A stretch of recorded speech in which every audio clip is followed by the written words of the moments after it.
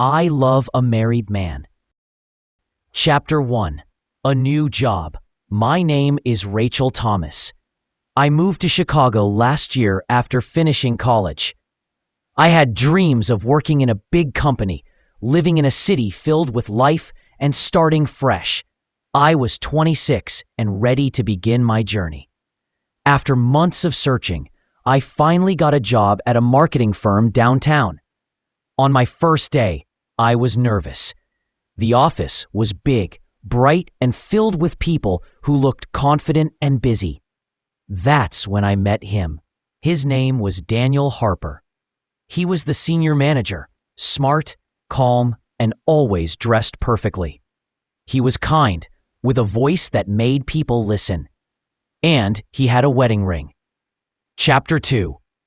Just a crush. At first, it was just a little crush. I admired the way he talked in meetings, how he treated his team with respect, how he smiled politely at everyone. He never flirted with me. He never did anything wrong, but my heart had its own mind. I would find myself watching him from across the room, wondering what his life was like outside of work. I told myself it was just admiration, that it would pass, but it didn't. Chapter 3. Coffee breaks. Daniel started talking to me more. Simple things, asking how my day was, complimenting a project I worked on, inviting me to lunch with the team. One day, he joined me for coffee in the break room. "You're doing a great job, Rachel," he said, his eyes warm. "You have a gift." His words stayed with me the entire day. I kept replaying them in my mind. That night, I stared at the ceiling and whispered to myself, "Don't fall for him. He's married." But feelings don't always listen to logic. Chapter 4. A secret heart. Weeks turned into months. I looked forward to work just to see him. We never crossed any lines. We were friendly, professional, respectful. But inside, I was a storm. I didn't tell anyone, not even my best friend Laura. I was ashamed of my feelings. I didn't want to be the girl who fell in love with someone she couldn't have. But my heart didn't care about rules. Chapter 5. The photo. One day, I saw a photo on his desk. It was of him and his wife. They were laughing, standing on a beach, arms around each other. She looked beautiful. Kind eyes, soft smile. My chest hurt when I saw it. I turned away quickly, but the image stayed in my head. That night, I cried. For the first time since moving to Chicago, I felt truly lost.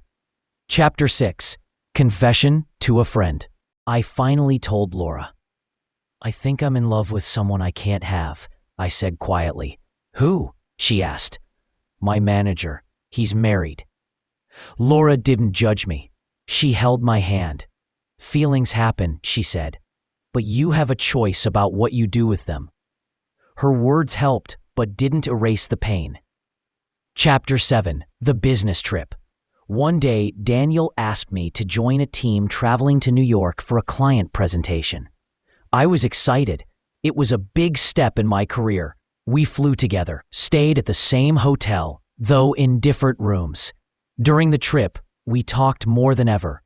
At dinner with the team, he sat next to me. After the presentation, he congratulated me with a soft smile. That night, we ended up walking back from the restaurant alone. "I'm proud of you, Rachel," he said. "You're gonna do big things." I looked up at him, heart pounding. "Thanks," I whispered. There was a long silence. Then he said softly, "You remind me of someone I used to know, someone I cared about deeply." I didn't ask who. I just nodded. We stood in the lobby, close but not touching. Then he walked away. Chapter 8. The line. After the trip, things changed. There was tension between us. We avoided long conversations, stayed polite, but the air was heavy with unspoken words. One Friday, he called me into his office. "I think it's best we create some distance," he said. "I care about my marriage, and I don't want to hurt anyone." My throat tightened. I understand, I replied. It felt like someone had stabbed me in the chest, but deep down, I respected him for it. Chapter 9.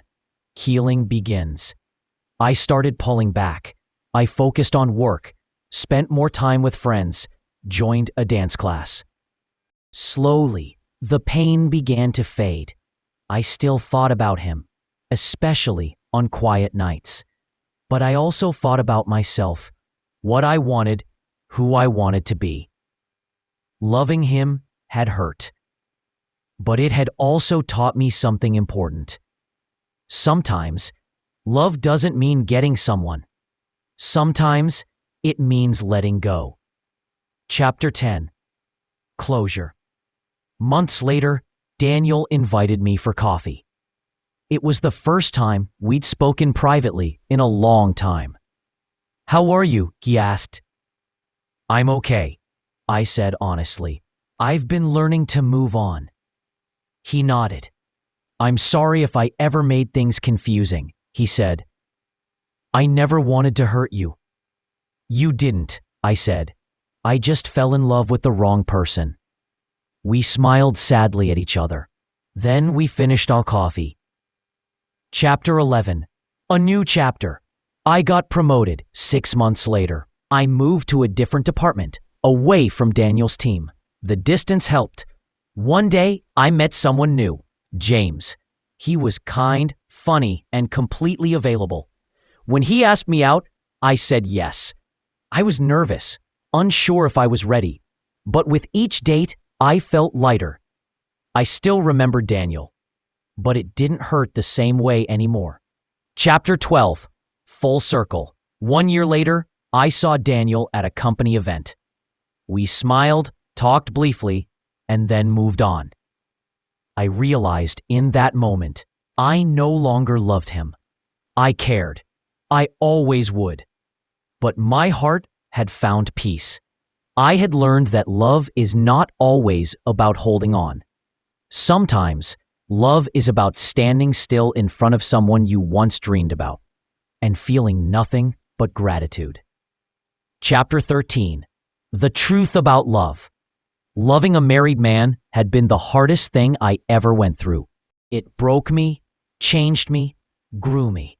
It taught me that love is not always fair. It's not always right, but it's always real. And in the end, the heart finds its way home, to peace, to healing, to someone who's truly yours.